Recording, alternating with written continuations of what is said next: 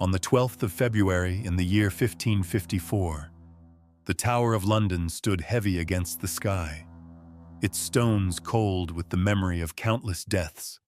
Upon the green inside its walls a scaffold waited, stark and unforgiving, the wood damp with morning frost. A girl was led toward it, slender, pale, her steps hesitant yet filled with a dignity that defied her age. She was 17, her arms clasping a small Bible as though its weight alone could steady her trembling. The crowd watched in silence. No cheer, no cry, only the sound of her shoes upon the boards as Lady Jane Grey, once proclaimed queen for 9 brief days, approached the end of her life. The chill of that morning seemed to gather around her, wrapping her in a shroud before the blade ever fell. Her face lifted toward the light, calm yet unbearably fragile, a reminder that she was still only a child forced to carry the burden of crowns and betrayal. When the blindfold covered her eyes, the world vanished. Darkness pressed in, and her composure wavered. Her hands moved across the air, searching, failing to find the block that would claim her neck. A murmur rippled through the crowd as she faltered, whispering words that broke the silence. Words of fear, words that revealed the truth stripped bare. She was not a usurper, not a queen, but a girl terrified and lost, stumbling in the dark. At last the executioner took her hand and guided her to the block. She lowered herself, placed her head upon the wood, and waited. In that moment the weight of history bore down, for the axe would not simply end a life, it would silence a mind of brilliance and faith. This story is not of glory, but of sacrifice.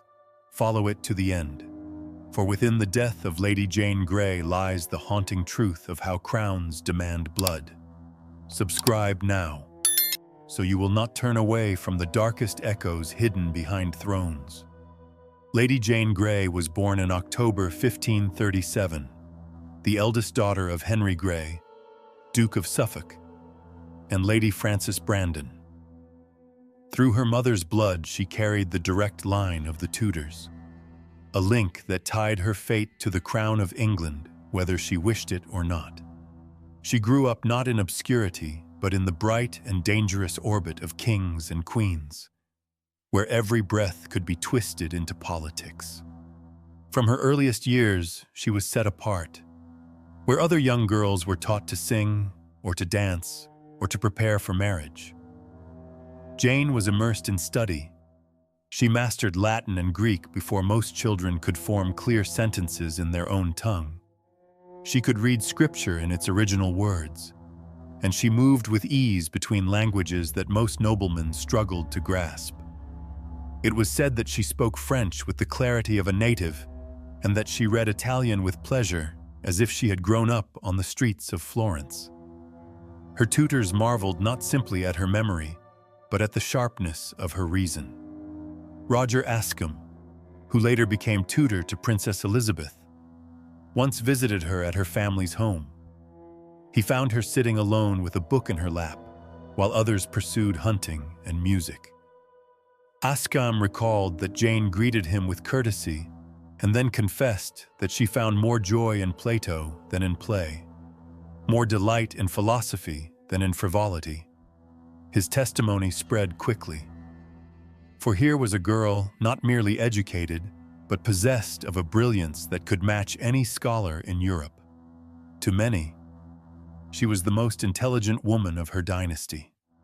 Her piety matched her learning. She rose early to pray, and the pages of her Bible became worn by her constant touch. Unlike the court glittering with jewels and riddled with scandal, Jane preferred the solitude of her chamber, the company of books, and the stillness of thought. She wrote small reflections in her notebooks, weaving together theology and philosophy with a clarity that belied her age. Her mind was drawn not toward crowns but toward God, not toward power but toward wisdom. Yet in Tudor England, such gifts were perilous. A brilliant mind in a girl was not seen as a treasure but as a tool. Her parents viewed her less as a daughter and more as a means of alliance. Henry Grey's ambitions grew as Edward VI, the sickly boy king, appeared weaker each year. Francis Brandon knew the weight of bloodlines and understood that Jane's education could cloak her in an aura of majesty. Together they shaped her not for a quiet life of learning, but for the stage of politics. Jane felt the weight of expectation even as a child. Every word she spoke was measured, every gesture noted. She understood that her lineage made her valuable. Yet she longed for nothing more than the life of study she had tasted in her books.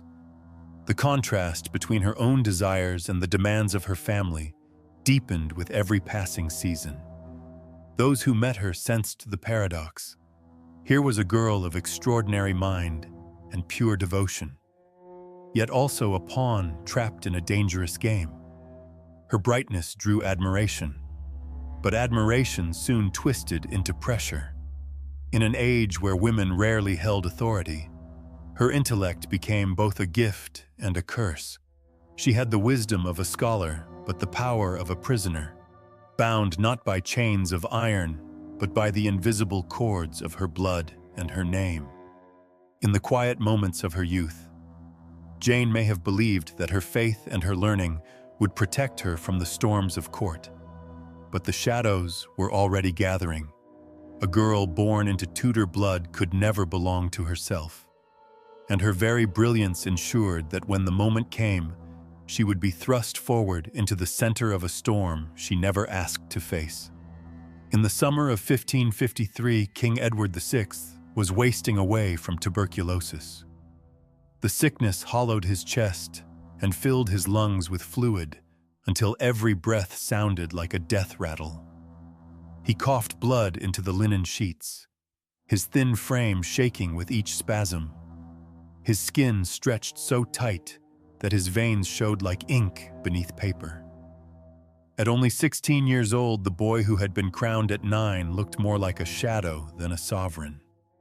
Yet even as his body collapsed, his mind fixed upon one cause. Edward VI had been raised to see himself as guardian of the Protestant faith, and the thought that his Catholic sister Mary might inherit the throne filled him with dread. Observers at court described the young king as speaking with a fevered intensity, demanding that the true faith must be protected.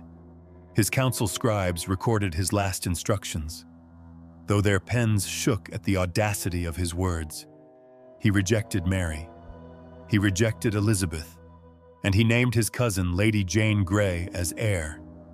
To some who stood at his bedside, the moment felt like madness. Chronicler Henry Mackin noted that the king was so frail his voice could barely be heard. Yet his eyes burned with a strange fire as he pressed the succession upon his cousin. John Dudley, Duke of Northumberland, stood ready to reinforce the plan. He knew that Mary's victory would mean ruin for every Protestant noble who had flourished under Edward VI. He had already tied his family to Jane by marrying her to his son Guilford, and now he seized the chance to rule through her. When Jane was told of the decision, she broke down in tears. She insisted that Mary was the rightful heir, and that to claim the throne was against the law of God. Roger Ascham, who had once praised her as a scholar above all others, would later recall her devotion to truth and learning, qualities that now made her resistance even more painful. But her parents urged her forward, and Dudley pressed with arguments of duty and survival. The will of the dying king weighed heavier than her protest. On the 10th of July, she entered the Tower of London, the place where monarchs were prepared for coronation.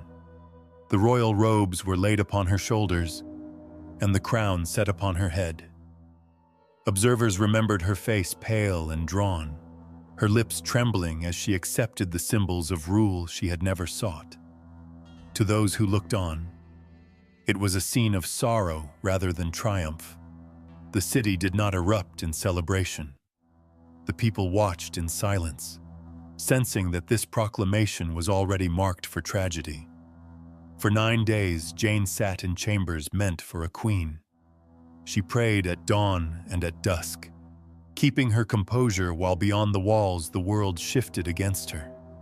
Mary Tudor rallied her supporters. Noble families declared their loyalty to her, and messages of defection poured into London. Inside the tower, Jane carried herself with quiet dignity. Yet she must have known that the crown placed upon her by Edward VI was already soaked in her own blood. The boy king, ravaged by disease, had reached for salvation through her, and in doing so had condemned her. The crown upon Jane Grey's head began to dissolve from the very first day. She prayed in her chamber, clinging to the words of Scripture. But beyond those walls, power was already leaking from her grasp. The streets of London did not rejoice. Whispers carried faster than proclamations. People looked toward Mary Tudor, the daughter of Catherine of Aragon, as the true heir. And each day, another noble who had sworn allegiance to Jane defected. Even her own blood turned from her. Henry Grey, her father, had been one of the loudest voices pressing her toward the throne. Yet when Mary's supporters swelled and the council tilted toward the elder sister, he abandoned his daughter with shocking speed. He bent to the new queen, pleading for his own survival. Frances Brandon, Jane's mother, did not raise her voice to defend her child. In the game of Tudor politics, the bonds of family were fragile threads, snapped the moment they threatened to drag their bearers down. For Jane, the betrayal must have cut deeper than the loss of her crown. She was not merely deserted by lords or courtiers. She was left exposed by her own parents, those who should have stood between her and the storm. In that silence, she felt the true weight of isolation. She was not only a fallen queen, she was a daughter abandoned. Sir John Bridges, lieutenant of the Tower, observed her demeanor in those days. He later testified that she carried herself with quiet grace, never lashing out, never cursing those who had betrayed her. She sat with her Bible, her voice calm as she read aloud. Yet her composure stood in tragic contrast to the chaos outside her chamber, where men trampled loyalty and kinship alike in the scramble to survive. On the 19th of July, the council declared for Mary. Bells pealed across the city, crowds cheered, and London gave itself to the new queen. The silence that had marked Jane's 9 days of reign now roared with voices in another name. Within hours, she was stripped of her crown, her robes taken, her title erased. She walked the same corridors of the Tower, not as queen, but as captive. It was not simply her fall that was terrifying. It was the ease with which it happened. Those who had once sworn upon their honor dissolved their oaths without hesitation. Faith was bent to politics. Kinship was sacrificed at the altar of power. The Renaissance, an age of art and learning, revealed here its darkest face, an age where beauty stood beside cruelty, where even a girl of 17 could be consumed by the machinery of ambition. Jane accepted her new fate with a calm that unsettled her jailers. Chronicler Raphael Holinshed noted how she neither wailed nor raged, but folded her hands and whispered prayers. Yet behind that composure lay the truth that she had been abandoned not only by her council, but by her blood. In an age that prized survival above all else, her innocence and her lineage meant nothing. The Tower closed around her like a tomb. Each passing day deepened her isolation. She had entered the fortress as queen, surrounded by family, by courtiers, by proclamations of loyalty. Now she sat alone, a prisoner in the very place where her reign had begun. The betrayal of kin and the silence of lords marked not just the cruelty of fate, but the corruption of an age that devoured its own children. Within the Tower of London, Jane Grey passed her days not in chains of iron, but in the quiet confinement of her chamber. Light fell across the table where her Bible rested, and she followed the same rhythm with unwavering devotion. At dawn, she prayed. In the afternoon, she read. In the evening, she wrote small notes in the margins of Scripture. Sir John Bridges, the lieutenant of the Tower, later recalled how calm she appeared, her voice soft and even, her hands steady as she turned each page. To those who saw her, she seemed untouched by fear. Yet within her mind, thoughts ran ceaselessly, weaving questions without answers. She thought of the blood in her veins. If she had not been born of the House of Suffolk, if her mother had not been a granddaughter of Henry VII, she might have been free. Without royal blood, she would not be a symbol, not a rival to any throne. She imagined a life in which she lived as a gentlewoman far from court, surrounded by her books. Her only concern, the turning of pages and the pursuit of wisdom. But the truth pressed down on her. In the world of Tudor England, even that life might not have spared her, for women did not rule their own futures. She wondered then what it would have meant to be a man. With her mind, her command of languages, her knowledge of Scripture, she might have found a place in universities, in courts of law, perhaps even in the council chamber. She could have spoken her thoughts aloud and been heard. She could have worn her intellect as armor rather than a burden. Instead, she was a girl of 17, her brilliance hidden behind the curtain of her sex, her fate decided by fathers and uncles and kings. Her thoughts turned often to Guilford Dudley. They had been bound in marriage only weeks before her accession, the union arranged to cement the ambitions of their families. She had been told of it scarcely days in advance. There had been no courtship, no choice, only the expectation of obedience. In her memory, the wedding passed like a scene viewed through glass, her face pale beneath a bridal veil, Guildford by her side with the same nervous stillness. They were strangers joined together, not by love, but by the heavy hand of politics. Now he too was a prisoner within the tower, held in another chamber. She remembered his face in those hurried moments they had shared, both bewildered, both trapped in the same snare. They had not loved one another, not in the way of songs or poems, yet she felt a quiet sorrow for him. He was as much a pawn as she, as much a victim of the fathers who had played this reckless game. Jane sat by her window and let these memories rise and fade, like images projected in a fleeting play. A crown pressed on her head, the faces of her parents urging her forward, the robes heavy upon her shoulders, the wedding veil lowered over her eyes. Each image ran swiftly into the next, as if her life had been little more than a series of scenes chosen by others, her own voice never the author. Her body weakened with the strain, her face drawn, yet her discipline never faltered. Guards noted her composure, and chaplains who visited her were astonished by the clarity of her arguments. But behind that composure, her spirit felt the slow erosion of knowing that her fate was sealed not by crime or sin, but by the accident of her birth. In the silence of her chamber, she prayed not for a crown, not for deliverance, but for the peace of truth.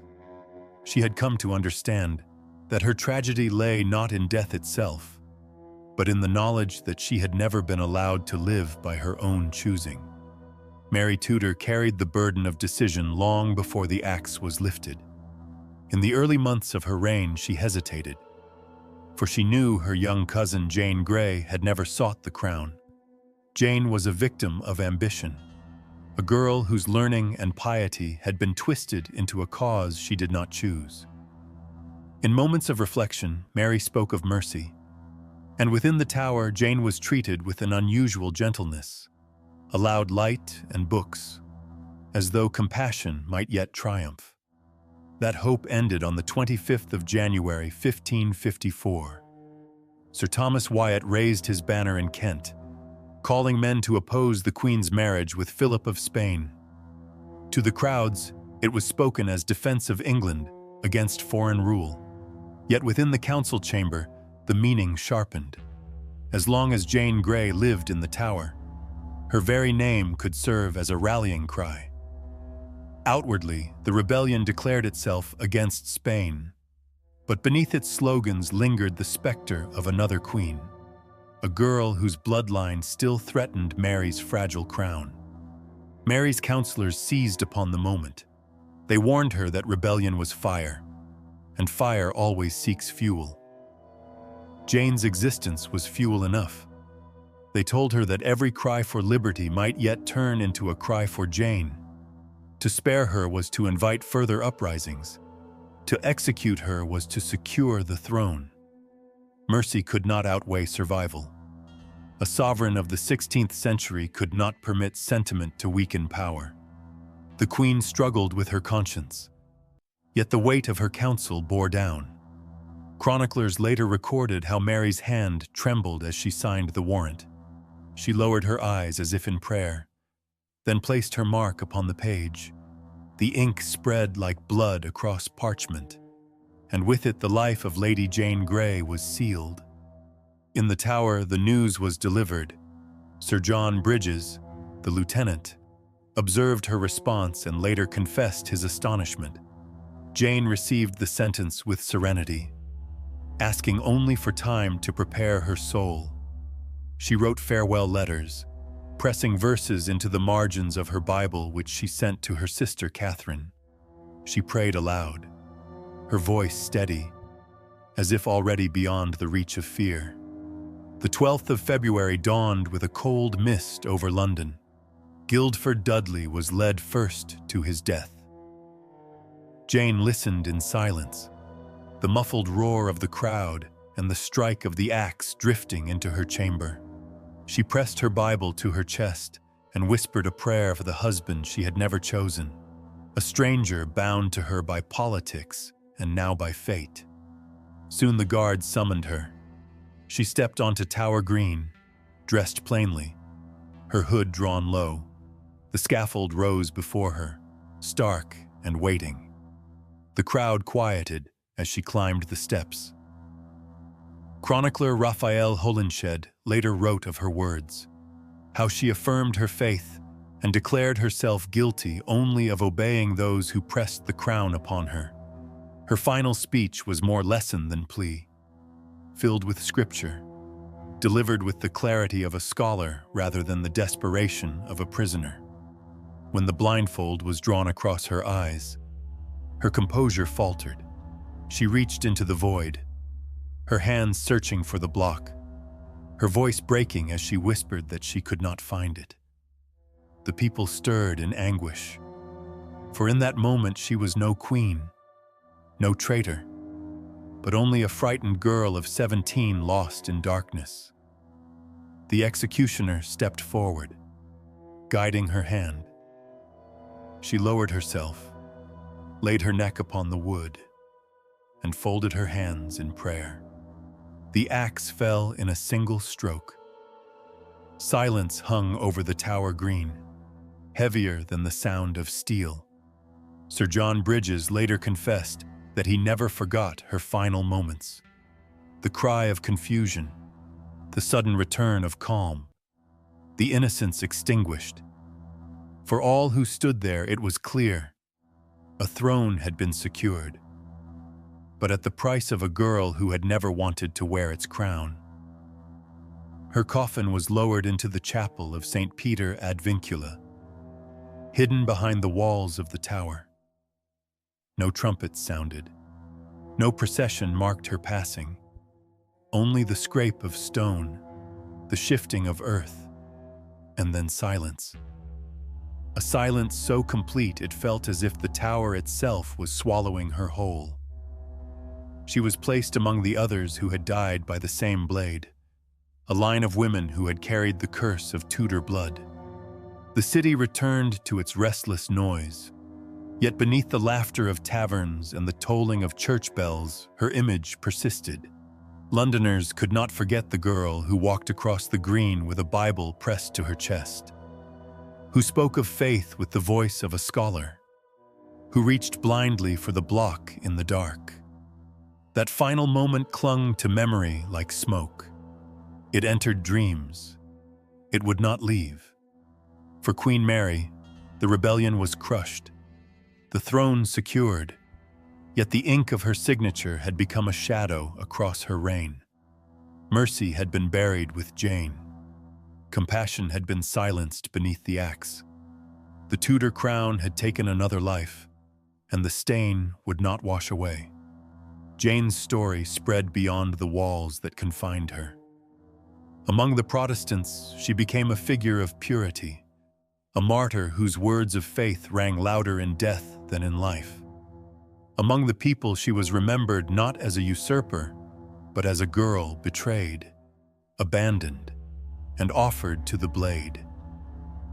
In her stillness, they saw a mirror of their own fragility, the proof that innocence meant nothing when thrones were at stake.